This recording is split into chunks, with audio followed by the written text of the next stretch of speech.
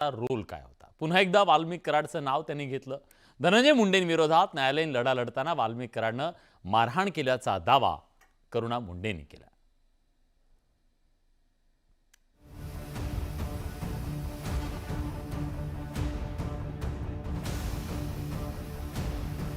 वाल्मिक कराडचे कारनामे संपत नाहीयेत. आधीच सरपंच संतोष देशमुख हत्ये प्रकरणात अटकेत असलेल्या वाल्मिक कराडवर आता करुणा मुंडेंनी गंभीर आरोप केलाय.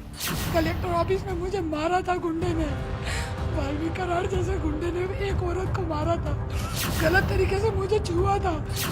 धनंजय मुंडेंच्या पत्नी करुणा मुंडेंनी त्यांची आपबीती मीडियासमोर मांडली. यावेळी त्यांनी कराडवर मारहाण आणि दमदाटीचा आरोप केला.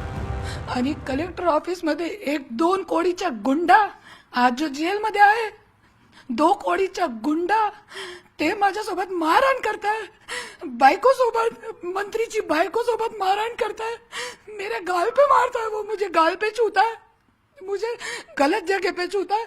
और ये महाराष्ट्र में कोई कुछ नहीं करता है, कोई सीएम कुछ नहीं करता है. धनंजय देशमुख हत्ये प्रकरणानं वाल्मिक कराडचे कारनामे जगजाहीर झाले. खंडणी, धमक्या, मारहाण आणि हत्ये प्रकरणात कराड आणि त्याच्या साथीदारांच्या सहभागावर तपास यंत्रणांनी शिक्का मारला. पण आता करुणा शर्मांनी मारहाणीसह रिव्हॉल्व्हर प्रकरणात अडकवल्याचा आरोप केल्यानं कराड आणि त्याच्यामुळे धनंजय मुंडे विरोधकांच्या निशाण्यावर आलेत. प्रकरण राज्यामध्ये होत आहेत, त्याच्यामध्ये वाल्मिक कराड यांचं नाव सुद्धा पुढे आलेलं आहे. वाल्मिक कराड हे त्यांचे खूप जवळचे होते असं जे सातत्याने तुम्ही पण ते अनुभवले का? आपने ये अनुभव किया कि वाल्मिक कराड उनके काफी करीबी थे? परछाई है वो, परछाई, जबड़ के नहीं, परछाई. और भी बहुत लोग हैं पर मैं अभी नाम नहीं लूंगी उनका. वाल्मिक कराड हा धनंजय मुंडेंचा अत्यंत जवळचा कार्यकर्ता होता. त्यामुळे धनंजय मुंडेंसंदर्भात अनेक गोष्टींमध्ये कराडचा संदर्भ येतो.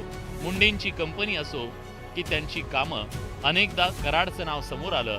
पण आता करुणा मुंडेंच्या आरोपांनी मुंडेंच्या खासगी आयुष्यातील अडचणी सोडवण्यासाठी कराडचा पुढाकार राहायचा का, हा सवाल उपस्थित झालाय. Bureau report, news 18 Lokmat.